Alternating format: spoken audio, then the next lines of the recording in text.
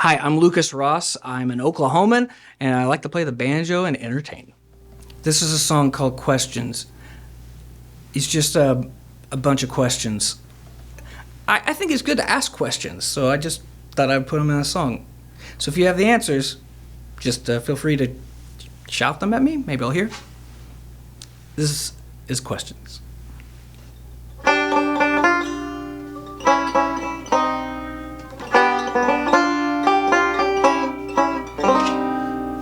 I got questions. Do parents with identical twins need a picture of each? If they look the same, why hang up two? I'm not trying to preach. It's just that technically if they're identical, one picture should suffice. Just hang up the one and then you're done. Don't hang up the same picture twice, right? I got questions you might not want to hear. If you got answers, I'd appreciate if you left them here. I'm done thinking. Honestly, I've never begun. I got so many questions. Here we go again. Are hot dogs with expiration dates really necessary?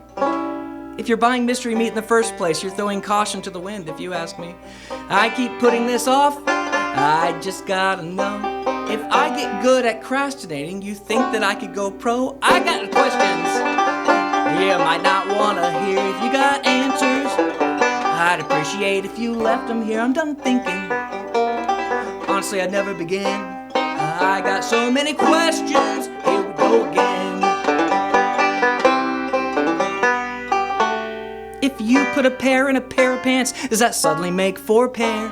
Does Steve Martin freak out if he looks in the mirror and sees he's got just one black hair? If the best tuba player in the band has a stand, is he still considered first chair? Is it wrong to say I'm the most humblest person in the whole wide world? Do you care? I got questions.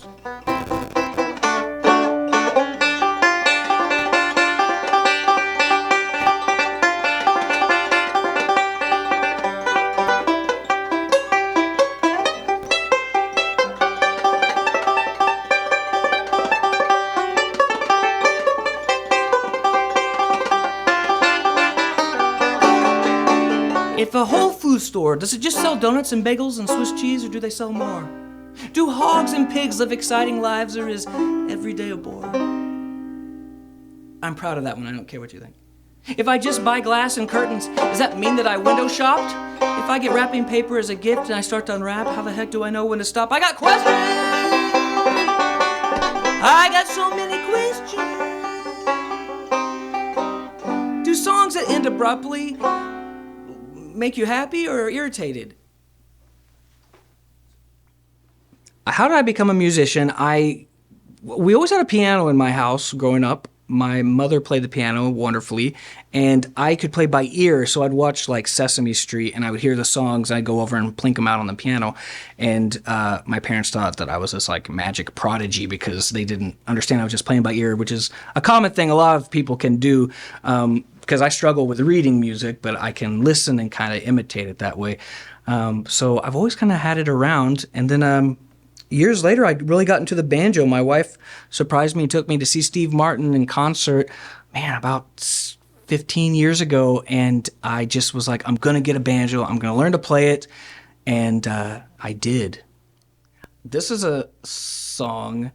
I've never really recorded it yet. I've been working on it for a few years. It was written, I started writing it when my wife's grandmother was dealing with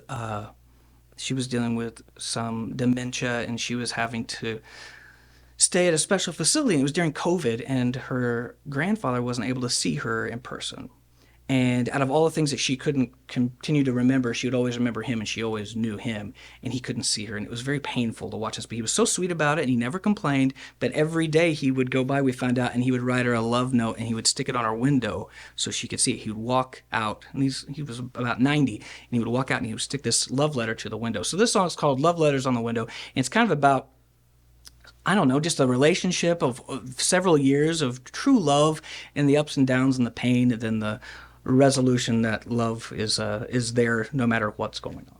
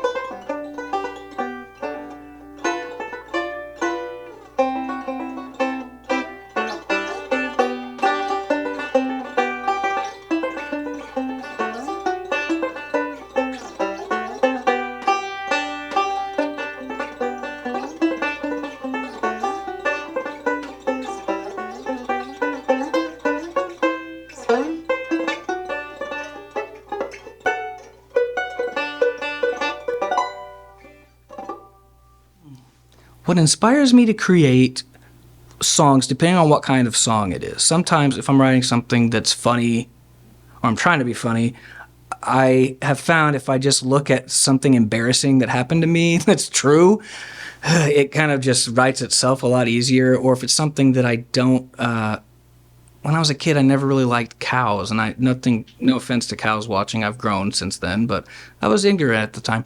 I didn't like cows, and I needed to write another kid's song for this album I did, and I was like, I'm just gonna write a song about a cow. I just thought cows were boring, and I thought, well, what if the cow is bored too? And he sings a song about what he does, and I just found I really liked this song, and it had a bunch of terrible cow puns in it, but it also shows that the cow's just like pranking people and doing all these things, and it made me really like it. So that's how I kind of get inspired by my comical stuff.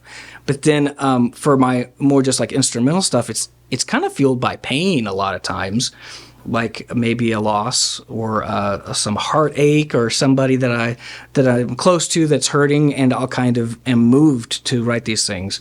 And that's kind of where that comes from. And I'm glad I have music because it's a healthy funnel for pain. And so that's like one of the great things about playing music. If someone's into that kind of art, it can be a great vessel to work through hardships. This song is about somebody who's being dumped, and it's kind of a personal reflection of my first failed dating relationship when I was a wee lad in the world of love, if that's a thing. And I don't sing this to advocate or make fun of or light of the fact that there are stalkers or people that are creeps about things. So if you're broken up with, move on with your life. This guy in this song just doesn't understand probably what a relationship was in the first place, which was kind of me. So it's called Probably Best I Leave. I don't know what to say anymore. It's obvious you don't want me here. I can tell by the look in your eyes, and the fact that you said it makes it kind of clear. Don't know what to say, don't know what to do. Don't know how I ever got with you. Don't know what to do, don't know what to say. And I don't know if I'll be okay. Hey. You still got my Golden Girls DVD. The one with Betty White on the sleeves. I guess it's probably best I should leave you here with your new boyfriend. And I don't want you back, and I never loved you anyway. I'm projecting back to all the things I wish I could say.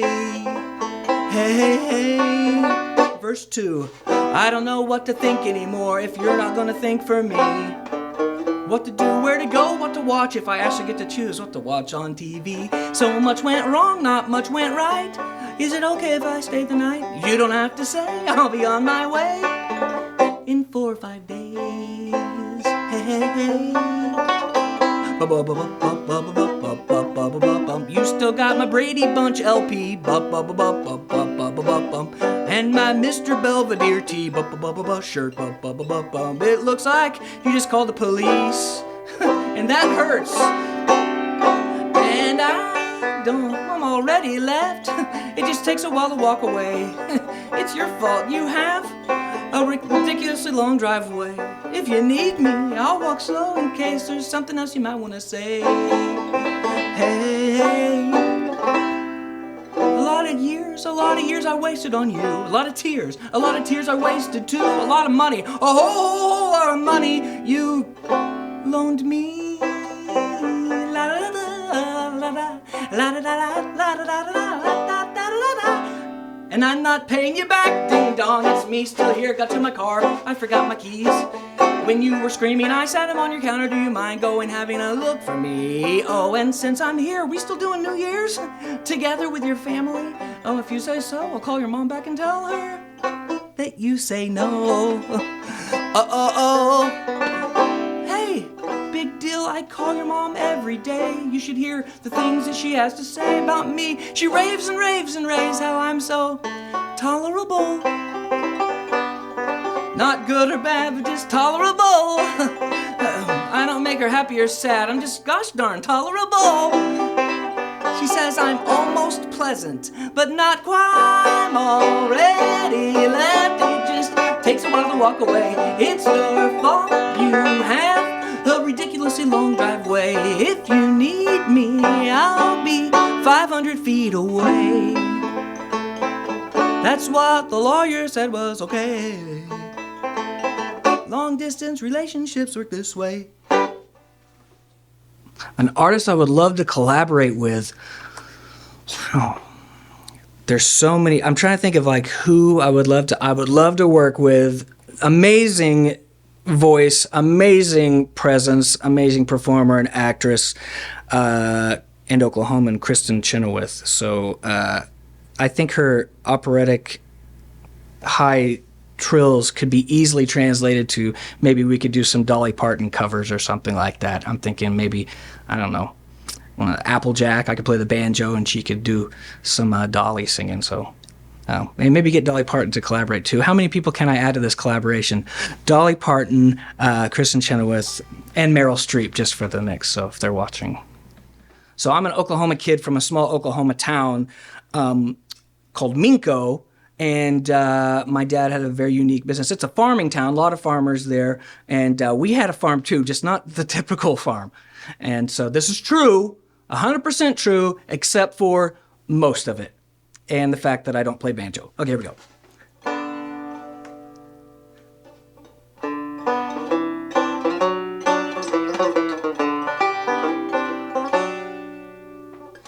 I was born in Minco, Oklahoma. My dad didn't have a typical job. Farming town with cows and sheep and chickens, but our livestock had other farmers beat. How many pigs you got? Oh yeah? 123. We got 100,253,017 bees.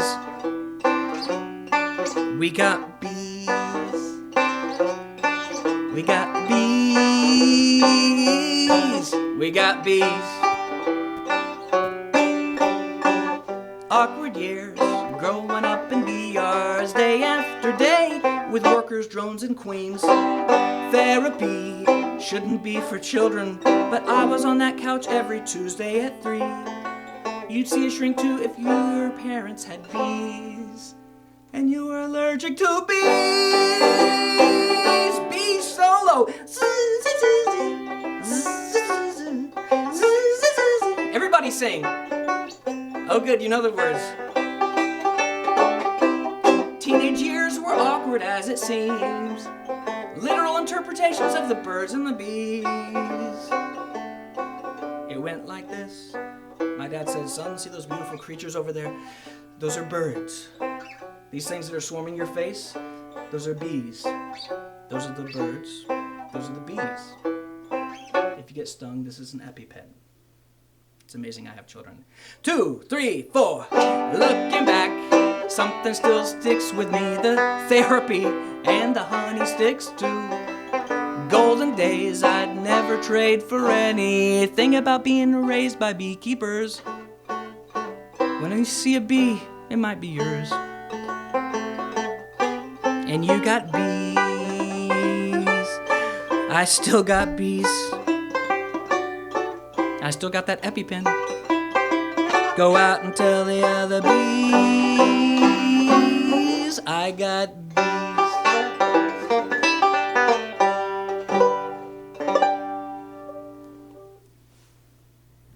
The Oklahoma art scene is so special and beautiful and unique. We have so many different kinds of artists, from musicians to people that paint and sculpt and do all kinds of different art, whether it's rooted in the in our Native American art landscapes and the things that have been displayed there, and musically as well as film.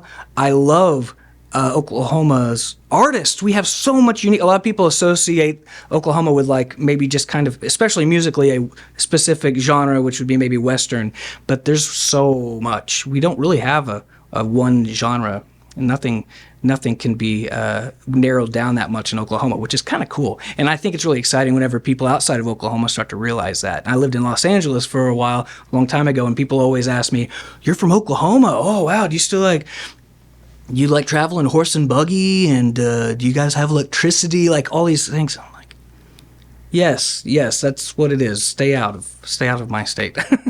But Oklahoma has so much to offer, and it keeps growing, and it keeps we're fostering and growing these up and coming artists. And you look at like these national programs and these shows, the competitions that you see on these America's Got Talent or The Voice and things. There's always somebody from Oklahoma just about on every season, and that's not a coincidence. There's a lot of good talent in Oklahoma, and we've known it. It's cool that the rest of the world is finding out. But then there's also me. I don't know that I associate myself with the good talent, but I am here. But I'm in a cool position that I get to shine a light on a lot of really talented people, and I'm really honored to get to do that.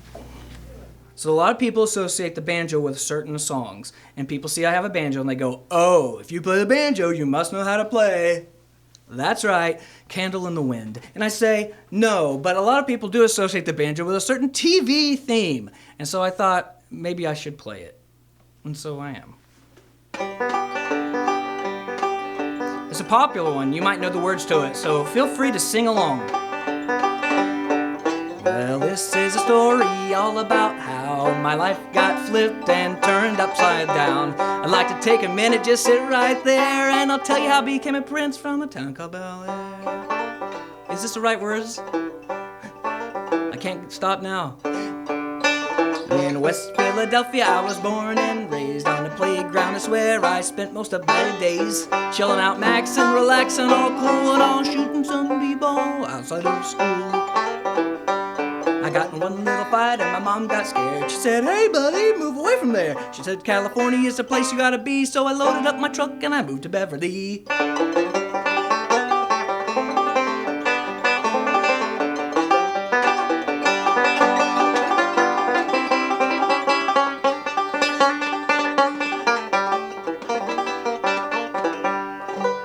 And that was, of course, the theme from Golden Girls. Thank you for being a friend. I'm Lucas. Thanks for joining me. I'm honored to be part of Art Moves. See you next time. Can we do that part again?